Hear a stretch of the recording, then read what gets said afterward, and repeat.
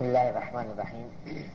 الحمد لله رب العالمين، والصلاة والسلام على سيدنا ومولانا محمد النبي الأمين وعلى آله وأصحابه أجمعين وعلى كل من تبعهم بإحسان إلى يوم الدين.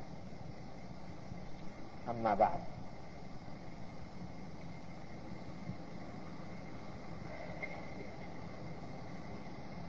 آج اس مدرسے میں حاضری کی سعادت نصیب ہوئی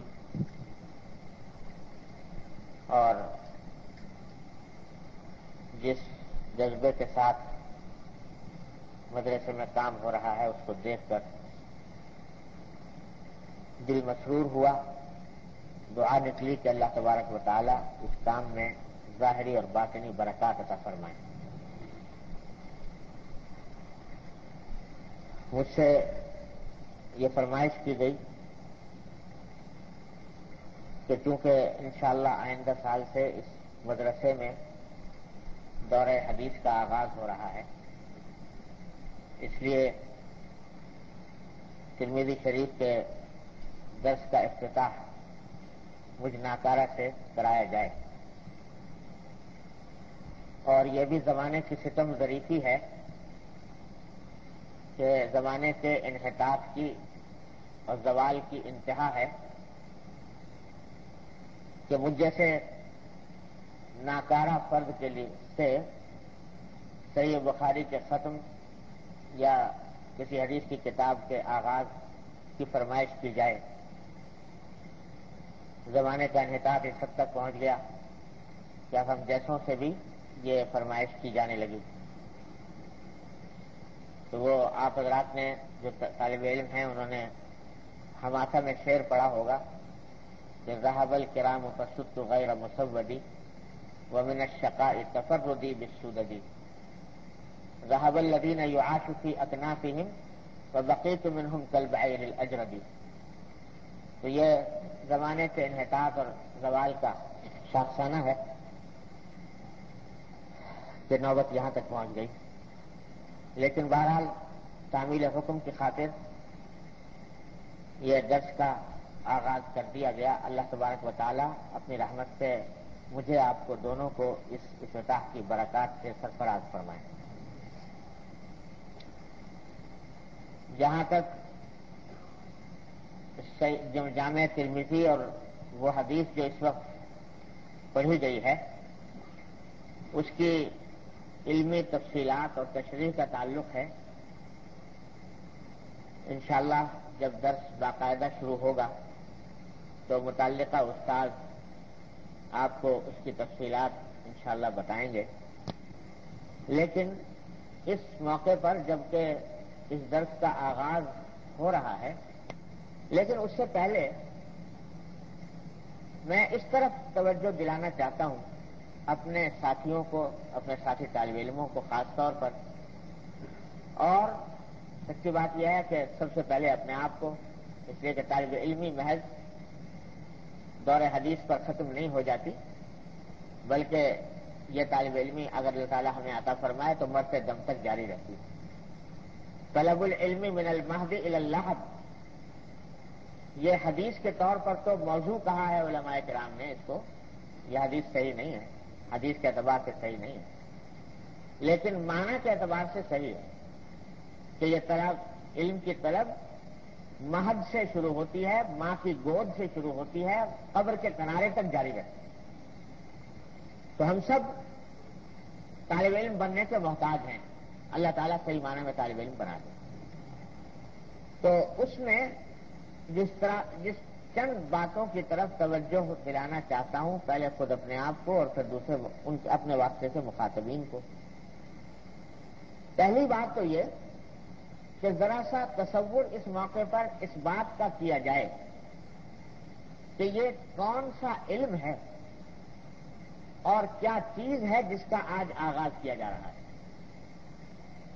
یعنی یہ علم حدیث یہ کیا چیز ہے اور کس چیز کو ہم آج شروع کر رہے ہیں. وہ علم حدیث کیا ہے جس کی تعریف یوں کی جاتی ہے کہ نبی کریم سرور دو عالم صلی اللہ علیہ وسلم کے اقوال، آپ کے افعال، آپ کے احوال اور آپ کی تقریر کا مجموعہ ہے۔ آپ نے کیا بات ارشاد فرمائی، کیا کام کیا، آپ کے حالات کیسے تھے اور کس بات پر آپ نے سکوت اختیار کر کے اس کی تصدیق فرما دی، اس کے مجموعے کا نام حدیث ہے۔ اور یہ حدیث جو اس وقت ہمارے آپ کے سامنے ایک مدون اور مرتب کتاب کی شکل میں موجود ہے، یہ ایسے ہی وجود میں نہیں آ گئی۔ اس کو حاصل کرنے کے لیے اور اس کو ہم تک پہنچانے کے لیے جو تکلیفیں جھیلی، ان کا تھوڑا سا استحضار کرنے کی ضرورت ہے۔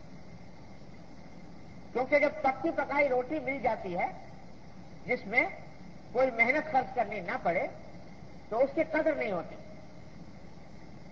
اس کی قدر دل کے اندر نہیں آتی۔ کیا چیز ہم پڑھ رہے ہیں، اس لیے تھوڑا سا تصور کرنے کی ضرورت ہے کہ یہ چیز کیا ہے، اس کو حاصل کس طرح کیا گیا۔ آج ہمارے سامنے پکی پکائی روٹی موجود ہے، لیکن اس کو حضرات محدثین نے رحمہم اللہ تعالی کس طرح ہم تک پہنچایا ہے، اس کی ایک طویل تاریخ ہے۔ اور بعض علماء کرام نے مستقل کتابیں اس کام کے اوپر لکھی ہیں کہ حضرات محدثین نے حدیث کو جمع کرنے، تدوین کرنے اور دوسروں تک پہنچانے میں کیا محنتیں اٹھائیں۔ یہ سلسلہ شروع ہوا حضرات صحابہ کرام رضی اللہ تعالیٰ عنہ اجمعین کے وقت سے، اور اصحاب صفہ رضی اللہ تعالی عنہ اجمعین، جس کو بھی توفیق ہوتی ہے مدینہ منورہ حاضری کی، آج بھی اس صفے کی زیارت کرتا ہے۔ یہ صفہ پہلی یونیورسٹی تھی، پہلا مدرسہ تھا اسلام کے اندر۔ نصاب کیا تھا؟ نصاب تعلیم ایک ہی تھا، اور وہ تھا حضور سرور دو عالم محمد مصطفیٰ صلی اللہ علیہ وسلم کی ذات والا صفات کا مطالعہ۔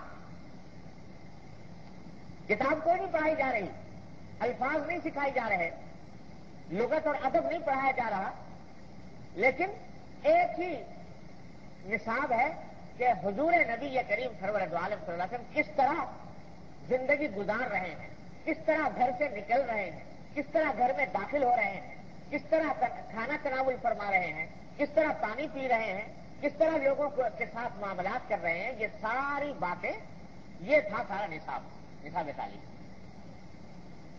اور اس نصاب تعلیم کو حاصل کرنے کے لیے اسی نصاب تعلیم کا نام تھا حدیث رسول اللہ صلی اللہ علیہ وسلم۔ تو اس طرح نصاب تعلیم حاصل کیا جا رہا تھا کہ اللہ کے بندے ساری دنیا کے مشاغل کو چھوڑ کر اس چھوٹے سے چبوترے پر آ پڑے تھے، اور اس طرح آ پڑے تھے کہ حضرت ابو ہریرہ رضی اللہ تعالی عنہ، کون مسلمان ہے جس نے ان کا نام نہیں سنا؟ حضرت ابو ہریرہ رضی اللہ تعالی عنہ، جنہوں نے